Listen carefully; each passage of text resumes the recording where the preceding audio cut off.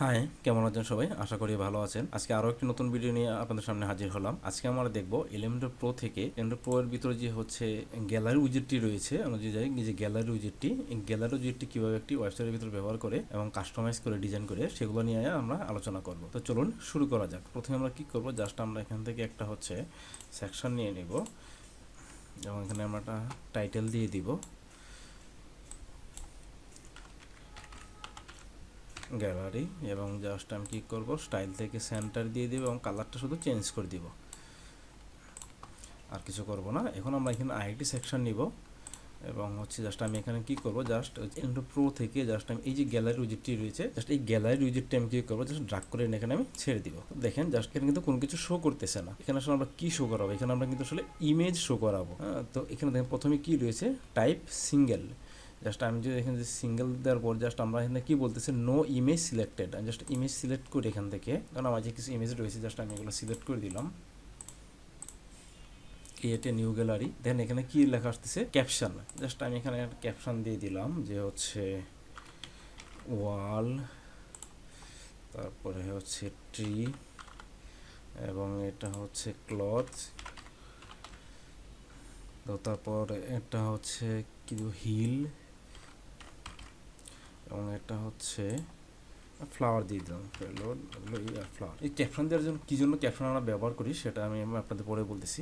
Just আমরা কী করবো, এখন ইনসার্ট গ্যালারি দিয়ে দিলাম।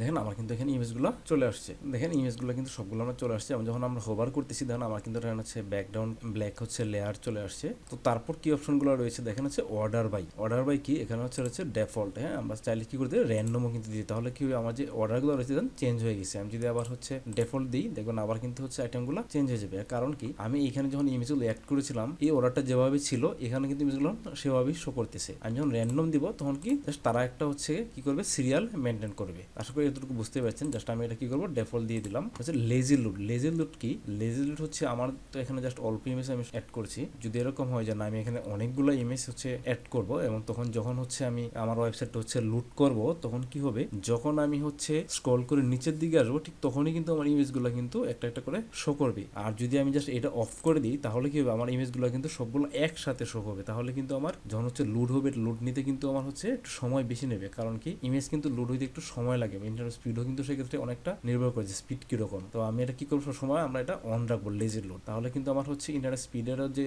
সেটাও কিন্তু হচ্ছে একটু কমই হবে, এবং যখন হচ্ছে আমার যতটুকু হচ্ছে আমার স্ক্রিনে লোড হবে এবং হচ্ছে স্ক্রল করে নিচের দিকে আসবো ততটুকুই কিন্তু হচ্ছে আমার কি হবে, ইমেজগুলো লোড হবে। তারপর কি রয়েছে, লেআউট কি গ্রিড এখানে সিলেক্ট করা আছে, আমরা কিন্তু জাস্টিফাই দিতে পারি। তারপর জাস্ট আমি যদি দেই হচ্ছে আবার মেশিনারি, তো আমরা এখানে কি করবো, গ্রিডই সিলেক্ট রাখবো। তারপর হচ্ছে কলাম কয়টা করে শো করবে, জাস্ট আমি এখানে 3টা দিয়ে দিব, আমার 3টা করে কিন্তু শো হচ্ছে। তারপর হচ্ছে স্পেসিংটা আমি একটু বাড়িয়ে দিব। আমি হচ্ছে এটাকে দিয়ে দেবো কত, 30 দিয়ে দিলাম, 30 স্পেসিং দিয়ে দিলাম। তারপর হচ্ছে লিঙ্ক মিডিয়া ফাইল। হ্যাঁ, জাস্ট আমি যখন এটা ক্লিক করব, জাস্ট আমি যদি এখানে যাই আপডেট প্রিভিউ করি, আমি যদি নিচের দিকে আসি, এই হচ্ছে আমার দেখেন গ্যালারি দেখেন আমি যখন ক্লিক করতেছি আমার ইমেজগুলো কিন্তু এভাবে শো করতেছে। কিন্তু এখন যদি আমি জাস্ট হচ্ছে এটাকে হচ্ছে কাস্টম ইউআরএল দিয়ে দিই তাহলে কি হবে, আমার কিন্তু এখানে এক্সট্রা একটা লিঙ্ক দিতে হবে। আমি যে লিঙ্কটা দিব সেই লিঙ্কটা কিন্তু এখানে কীভাবে শো করবে। আমি তো জাস্ট হচ্ছে আমি কি করবো, এখান থেকে জাস্ট আমি হচ্ছে মিডিয়া ফাইলটাই রাখবো। আবার চাইলে কিন্তু এখানে আমি নানও করে দিতে পারি। তো জাস্ট আমি মিডিয়া ফাইলটাই রাখবো। তারপর হচ্ছে এটা ওপেন হবে কী হবে, লাইট বক্স দেওয়া আছে, লাইট বক্স আমি ইয়েস দিয়ে দিলাম। তারপর হচ্ছে অ্যাকসেপ্ট রেশিওটা কী হবে, এখানে যা আছে দেখেন, আমি যদি হচ্ছে 4.3 দিই, আমি 4.3 দিয়ে দিলাম, বা হচ্ছে আমি যদি এখানে দিই হচ্ছে 16:9, দেখেন 16:9 হিসাবে কিন্তু শো করতেছে। হচ্ছে ইমেজ রেজুলেশন আমি ফুল দিয়ে দিলাম, জাস্ট আমি ফুল দিয়ে দিলাম। তারপর হচ্ছে ওভারলে, এই যে আমার একটা ওভারলে আসতেছে, সেই ওভারলেটা আমি ওভারলেকে ব্যাকগ্রাউন্ড দিব কিনা এবং ওভারলে কোনো টাইটেল থাকবে কিনা। যদি জাস্ট এখানে টাইটেল দিয়ে দিই তাহলে কিন্তু এখানে আমার টাইটেল শো করবে। কারণ আমার টাইটেল কিন্তু এখানে সিলেক্ট করা নাই। কারণ কি, জাস্ট আমি যখন ইমেজগুলো অ্যাড করেছিলাম আমি জাস্ট সিলেক্ট করি, আমার কিন্তু কোনো টাইটেল সিলেক্ট করা নাই। তো এখন আমি আবার কোথায় যাব, তারপর হচ্ছে এখানে কি আছে, ডিসক্রিপশন। এখানে ডিসক্রিপশন জাস্ট আমি যদি আবার এখান থেকে কী দিই, ক্যাপশন, এখন যদি আমি হোভার করি দেখেন আমার কিন্তু ক্যাপশনগুলো যে দিয়েছিলাম সেগুলো কিন্তু শো করতেছে। মানে অনেক সময় এরকম হয় দেখবেন যেন হচ্ছে যখন কোনো ওয়েবসাইট ব্রাউজ করেন অবশ্য ইমেজগুলো শো করে না, ইমেজগুলো শো না করলে কি হয় এর পরিবর্তে কিন্তু একটা টেক্সট শো হয়, ইমেজের যে নামটা সেই নামটা কিন্তু শো হয়, এইটাই হচ্ছে ক্যাপশনটা আর কি। হ্যাঁ, তারপর যদি স্টাইলে যাই, স্টাইল থেকে প্রথমে কি রয়েছে বর্ডার কালার, আমরা চাইলে কিন্তু একটা বর্ডার ইমেজের বর্ডার দিতে পারি, বর্ডার উইথও দিতে পারি, বর্ডার রেড জাস্ট আমি দিয়ে দিই, বর্ডার কালার হচ্ছে দিলাম রেড এবং হচ্ছে এটার উইথ দিয়ে দিলাম হচ্ছে 5 পিক্সেল দিয়ে দিলাম, 4 পিক্সেল, একটা বর্ডার রেডিয়াস দিলাম 10 পিক্সেল। তারপর সিএসএস ফিল্টার করা যায়, সিএসএস ফিল্টার করা যায়। তারপর হবার অ্যানিমেশন, আমি হবার দিচ্ছি না, অ্যানিমেশন ডিউরেশনটা কমায় বেশি দেওয়া যায়। তারপর ওভারলে, আমরা যে ওভারলেটা দিব সেটা কালার কি হবে, জাস্ট আমি চাইলে এখানে দিয়ে দিচ্ছি হচ্ছে ওভারলে কালারটা সেরকম ব্ল্যাক থাকবে এবং এরকম থাকবে, এবং এটাতে কী থাকবে এরকম থাকবে। যখন আমি ওভারলে করবো দেখেন আমার কিন্তু এরকম দেখাচ্ছে, এবং হভার করার সময় আমি এই কালারটাও কী করব দিয়ে দিব হচ্ছে এরকম,